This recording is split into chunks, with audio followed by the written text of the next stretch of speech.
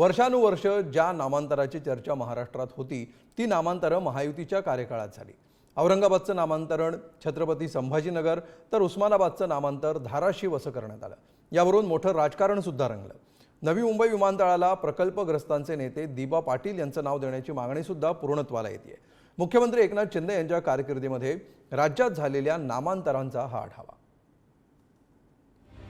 शिवसेनेत बंड करून भाजपसोबत सत्ता स्थापन करणाऱ्या एकनाथ शिंदे यांनी राज्यात हिंदुत्ववादी सरकार असल्याचं अनेक निर्णयातून दाखवून दिलं। उद्धव ठाकरे सरकारच्या अखेरच्या मंत्रिमंडळ बैठकीत नामांतराचा निर्णय झाला, पण बहुमत नसताना घेतलेला निर्णय बेकायदेशीर असल्याचं सांगत शिंदे फडणवीस सरकारनं 2 शहरांच्या नामांतराच्या निर्णयावर पुन्हा शिक्कामोर्तब केलं। त्याला मोदी सरकारनेही मान्यता दिली। त्यानंतर धनगर समाजाच्या अनेक वर्षांच्या मागणीनुसार अहमदनगर शहराचं नामांतरही अहिल्यानगर करण्यात आलं। शिंदेंच्या कार्यकाळातली नामांतर औरंगाबाद, छत्रपती संभाजी महाराज नगर, उस्मानाबाद, धाराशिव, अहमदनगर, अहिल्यानगर यातील काही नामांतरांना स्थानिक पातळीवर विरोधाचाही प्रयत्न झाला, मात्र मुख्यमंत्री एकनाथ शिंदे नामांतराच्या निर्णयावर ठाम राहिले। हायकोर्टामध्ये छत्रपती संभाजीनगर आणि धाराशिव या दोन्ही नावाला मान्यता दिली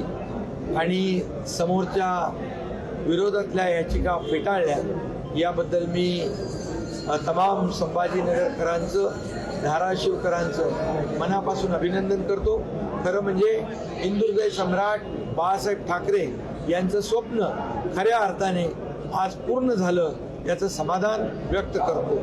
प्रस्तावित नवी मुंबई विमानतळाच्या नावावरूनही ठाकरे सरकारच्या काळात चांगलंच वातावरण तापलं होतं। नवी मुंबईतल्या प्रकल्पग्रस्तांचे नेते कैलासवासी दिबा पाटील या स्थानिक भूमिपुत्र असलेल्या नेत्याचं नाव या विमानतळाला देण्याची मागणी करण्यात आली होती। ठाकरे सरकारच्या काळात हा निर्णय झाला, मात्र महायुतीचं सरकार सत्तेत आल्यानंतर नवी मुंबई विमानतळाला कैलासवासी दिबा पाटील यांचं नाव देण्याचा प्रस्ताव केंद्राकडे पाठवण्यात आला। त्याचबरोबर पुणे विमानतळालाही जगद्गुरू संत तुकाराम महाराजांचं नाव देण्याच्या मागणीवरही शिक्कामोर्तब करण्यात आलं। मुख्यमंत्री एकनाथ शिंदे आणि उपमुख्यमंत्री देवेंद्र फडणवीस यांचं स्वप्न असलेल्या समृद्धी महामार्गाचं हिंदू हृदय सम्राट बाळासाहेब ठाकरे समृद्धी महामार्ग असं नामकरण करून उद्घाटन करण्यात आलं। शिंदेंच्या कार्यकाळातली नामकरणे: पुणे विमानतळ जगद्गुरू संत तुकाराम महाराज विमानतळ, नवी मुंबई विमानतळ कैलासवासी दिबा पाटील आंतरराष्ट्रीय नवी मुंबई विमानतळ, coastal road Dharmaveer Chhatrapati Sambhaji Maharaj coastal road, Mumbai trans harbour link, Atal Bihari Vajpayee Sewri Nhava Sheva मार्ग, समृद्धी महामार्ग, हिंदू हृदय सम्राट बाळासाहेब ठाकरे समृद्धी महामार्ग। मुंबई शहरातील अनेक उपनगरीय रेल्वे स्टेशनची इंग्रजांच्या काळातली नावंही बदलण्यात आली। काही स्टेशनची नावं बदलण्याच्या प्रक्रियेला गतीही आली।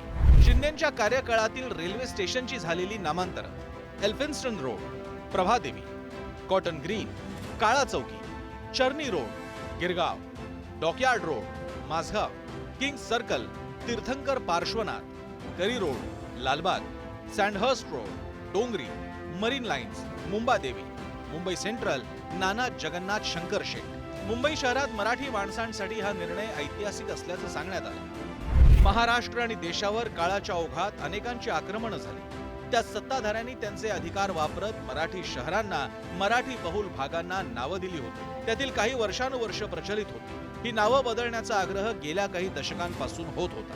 बॉम्बे हे ब्रिटिशकालीन नाव बदलून मुंबई असं झालेलं नामकरण आणि व्हिक्टोरिया टर्मिनस अर्थात व्हीटी स्टेशनचं छत्रपती शिवाजी महाराज टर्मिनस या नामांतरानंतर मुख्यमंत्री एकनाथ शिंदे यांच्या महायुतीच्या काळात सर्वाधिक नामांतरं आणि नामकरण झाली असं म्हणणं चुकीचं ठरणार नाही। ब्युरो रिपोर्ट, पुढारी न्यूज, मुंबई।